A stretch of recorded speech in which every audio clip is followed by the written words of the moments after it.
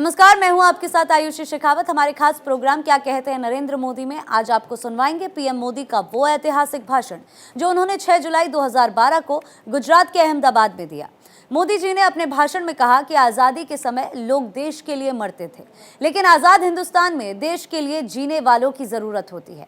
और आज हमारा सौभाग्य ये नहीं है कि हम देश के लिए मर सके, बल्कि आज हमारा सौभाग्य है हम देश के लिए जी सके। मतलब आज भी हिंदुस्तान में सुभाष बाबू को आजादी जंग के एक वीर सैनिक के रूप में देश सम्मान और गौरव के साथ याद करता है। और सुभाष बाबू के जीवन की विशेषता रही थी कि जिस समय जो मार्ग उनको उचित लगता था, जिस समय जिस मार्ग से सिद्धि हासिल हो सकती है, उस मार्ग पर जाने से कभी वो कतराते नहीं थे। उन्होंने महात्मा गांधी के साथ भी काम किया और सशस्त्र क्रांति का रास्ता भी चुना।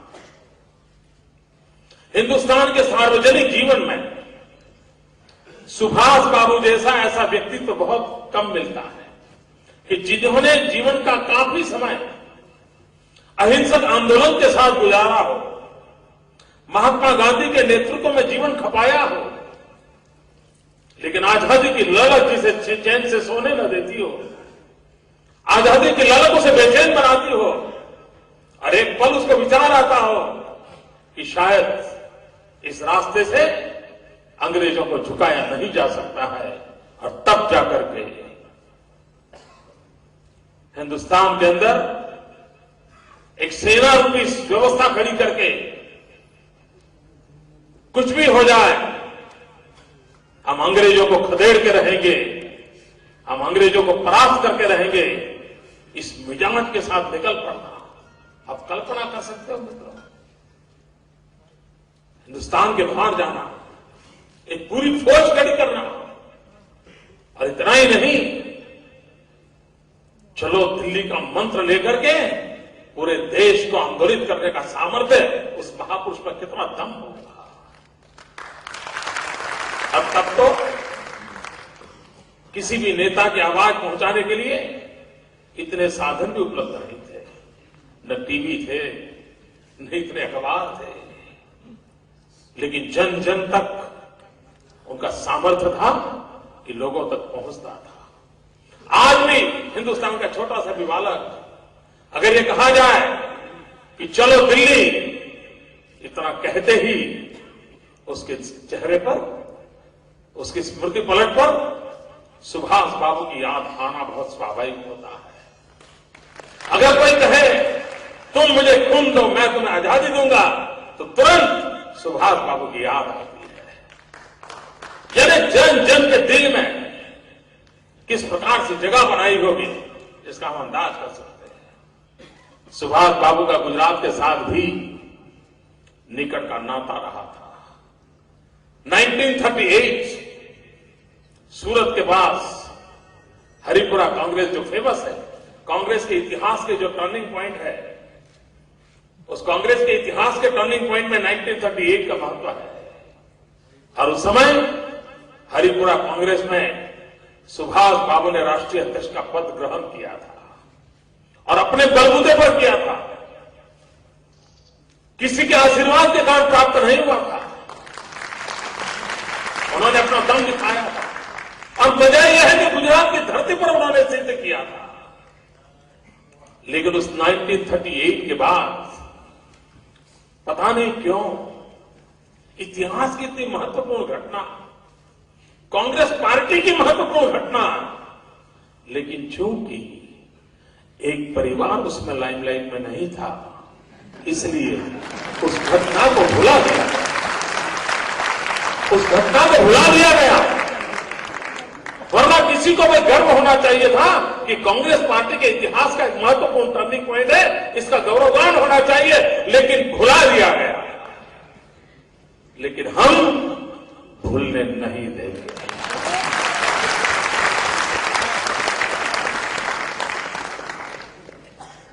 हम इतिहास को जिंदा रखना चाहते हैं। हम इतिहास को इसलिए जिंदा रखना चाहते हैं कि वो समाज इतिहास कभी नहीं बना सकता जो समाज इतिहास भूल जाता है। इतिहास वही रच सकता है जो इतिहास की धरोहर से प्राण शक्ति प्राप्त करता है, वही तो इतिहास बना सकता है। और इसलिए हमने, जब हम पूरे गुजरात के अंदर ग्रामीण क्रांति का एक नया बिगुल बजा रहे थे, अब तब जाकर के हमने हरिपुरा कांग्रेस की याद में 2009 में हरिपुरा गांव में जाकर के, और जिस प्रकार जो समय सुभाष बाबू के बैलगाड़ी से ले जाने का एक बहुत बड़ा काम उस वहां के किसानों ने किया था, वैसा ही दृश्य दोबारा जीवित किया था। और उस दिन हमने बैलगाड़ी से लेकर के सैटेलाइट तक की यात्रा को जोड़ा था और गुजरात के 18,000 गांवों को ब्रॉडबैंड कनेक्टिविटी देने का शुभारंभ किया था। लेकिन अवसर हमने चुना था हरिपुरा को, सुभाष बाबू की उस घटना को, ताकि हर प्रगति के साथ इन महापुरुषों का हम स्मरण कर सके और उनके साथ जीवन से प्रेरणा ले सके। और भाइयों बहनों, मैंने उस दिन कहा था, मैं आज दोबारा दोहराना चाहता हूं, सुभाष बाबू के समय आवश्यकताएं कुछ और थी। सुभाष बाबू के समय अंग्रेजों के खिलाफ जंग जीतना, सुभाष बाबू के समय अत्याचार और जुल्मी शासकों को समाप्त करना आवश्यकता था। और उस समय सुभाष बाबू ने जो रास्ता चुना था, उस रास्ते के तहत उन्होंने देश के नौजवानों को कहा था, तुम मुझे खून दो, मैं तुम्हें आजादी दूंगा। यह नारा दिया था। मैंने हरिपुरा में नारा दिया था और मैंने गुजरात की जनता से मांगा था कि तुम मुझे साथ दो, मैं तुम्हें विकास दूंगा।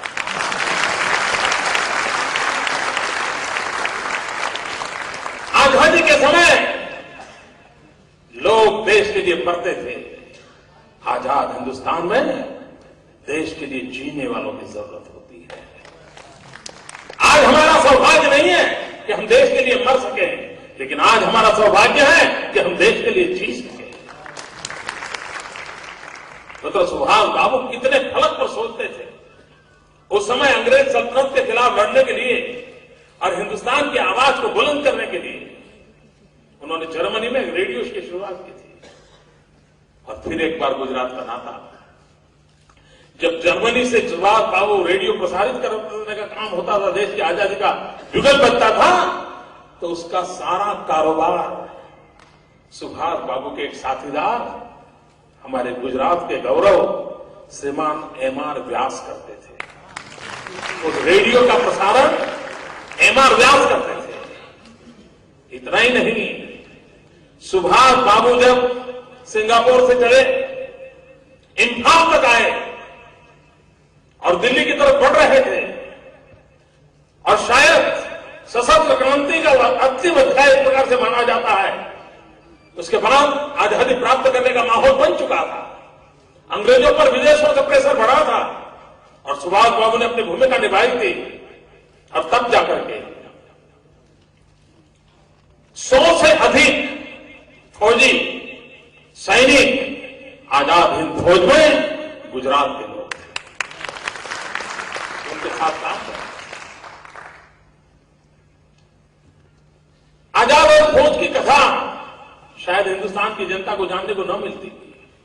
उस समय यहां का एक अखबार जन्मभूमि, उस अखबार के एक मालिक थे अमृतलाल सेठ।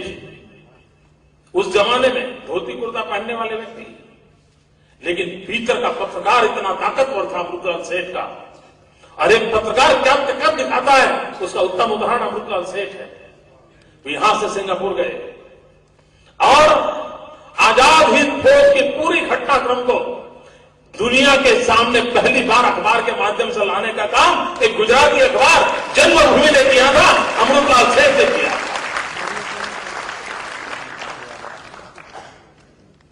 यही का हमारे परिवार, गोटाई परिवार,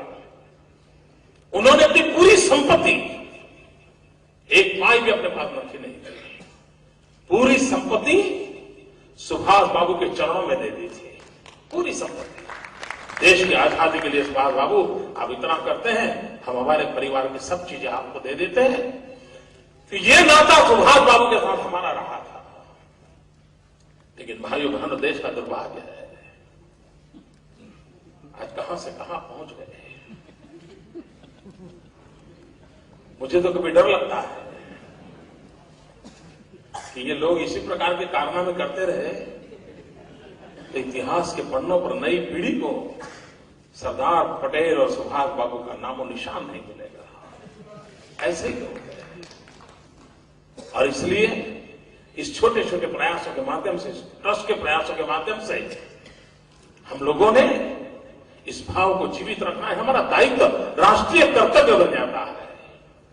और चिंकारा जी, सांगमा जी, उनके सभी साथी, और हर वर्ष ये अलग अलग जगह पे कार्यक्रम करते हैं। पिछले साल उन्होंने गुवाहाटी में किया था। और इस बात से मुझे कहा, ये बात भी कोई 2 महीने पहले सांगमा जी के साथ मेरी हुई थी, और तब तो राष्ट्रपति वाला विषय ही नहीं था कहीं। तब तो ऐसे ही मेरी पुरानी दोस्ती के उठाते उन्होंने कहा, मोदी जी इस बार हम आपके मेहमान बनना चाहते हैं, मेरा आपका स्वागत है। और सुभाष बाबू का नाम लेकर के आते हो तब तो डबल स्वागत है। और इसमें से कार्यक्रम फैसला हुआ। और बाद में ये राष्ट्रपति वाला मसला आ गया। और जो सुभाष बाबू के नाम के साथ जिंदगी खपाने वाले लोग हो, उन लोगों के लिए विजय मुश्किल नहीं होता है।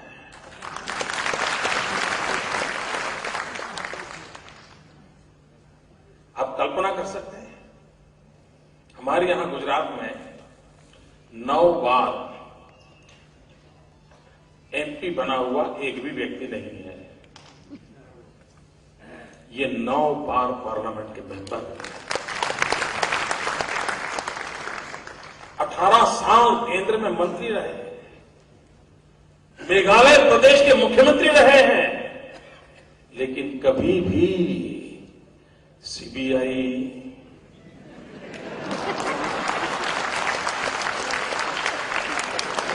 सीएजी कुछ नहीं आया। एक दाग नहीं लगा, एक दाग नहीं लगा।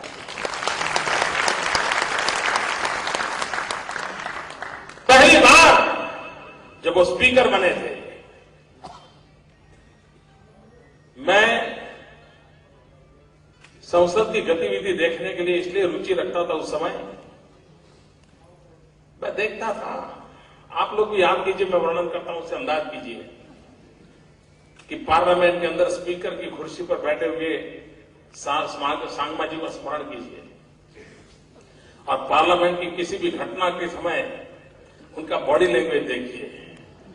याद कीजिए, एक छोटे निर्दोष बालक की तरह वो मंच पर, इनोसेंट बालक की तरह, यानी सबके मन में उनका ये रूप आज भी स्थिर है मन मंदिर पर। और उसका मूल कारण आदिवासी में जो निर्मलता होती है ना, आप अनुभव करते हैं, वो आदिवासी वाली निर्मलता हिंदुस्तान के संसद के अध्यक्ष पद पर विराजमान थी। और क्यों न देश का आदिवासी ये न चाहे कि कभी राष्ट्रपति भवन में भी हिंदुस्तान के आदिवासी की आवाज सुनाई।